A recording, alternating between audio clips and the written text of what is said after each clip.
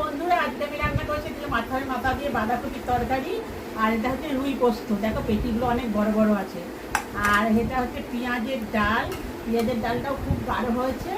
আর হচ্ছে ভাত, ভাত। তো চলো আমি এই এখন খাবো।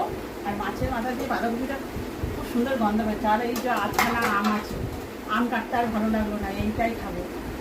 আর ভালো লাগছে না এটা খায়। আর মাছের মাথাগুলো গোটা গোটা আছে, মাছের তেলও দিয়েছি এর মধ্যে, খুব সুন্দর খেতে হয়েছে।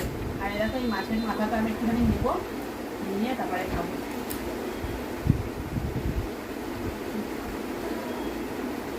হেভি মন্দ হচ্ছে, হেভি সুন্দর।